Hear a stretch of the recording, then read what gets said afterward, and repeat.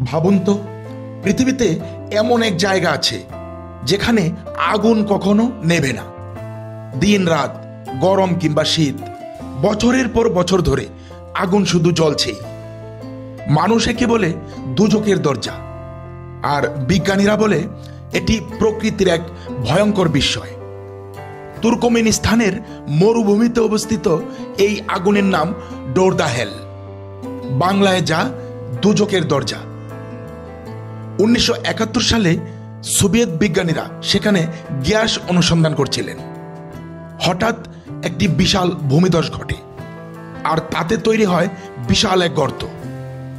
গর্তের নিচ থেকে আগুন জ্বলতে শুরু করে, যা আজও থামেনি, জ্বলছেই। সেই সময় বিজ্ঞানীরা ভেবেছিলেন কয়েক সপ্তাহের মধ্যে এই আগুন নিভে যাবে, কিন্তু সময় গড়িয়েছে মাস, বছর, দশক, তবু আগুন এখনো জ্বলছেই। এখন এটি বিশ্বের অন্যতম অদ্ভুত আগুনের স্থান। এই গর্তটির গভীরতা প্রায় 30 মিটার এবং ব্যাস প্রায় 70 মিটার। গবেষকরা বলছেন এই আগুন সহজে নেভানো যাবে না। ডোরদাহেল বা দুজকের দরজা এখন এক জনপ্রিয় পর্যটন স্থান। দিনে এটি ধোঁয়া আর আগুনের মিশ্রণ মনে হয়, কিন্তু রাতে চারপাশের মরুভূমি আলোকিত হয়ে ওঠে, যেন এক জ্বলন্ত নরক। অনেকেই বলেন এটি প্রকৃতির ক্রোধের প্রতীক।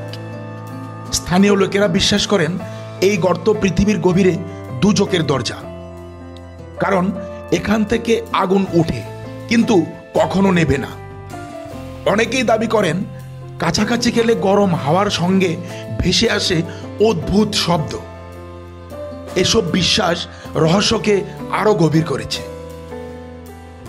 2022 সালে তুর্কমেনিস্তান সরকার ঘোষণা দেয় আগুন নিভিয়ে দেওয়ার তারা পরিকল্পনা করছেন, কিন্তু বিশেষজ্ঞরা বলেন এটি খুবই বিপজ্জনক কাজ, কারণ এতে আরো বড় বিস্ফোরণের আশঙ্কা রয়েছে। তাই আপাতত তারা আগুনটিকে প্রকৃতির গবেষণা কেন্দ্র হিসাবেই রাখছেন। পৃথিবীতে এমন অনেক রহস্য আছে যেগুলোর ব্যাখ্যা আমরা দিতে পারি না। ডোরদাহেল বা দুজকের দরজা সেই রহস্যগুলোর মধ্যে একটি, যা আমাদের মনে করিয়ে দেয় প্রকৃতি চাইলে কতটা শক্তিশালী হতে পারে।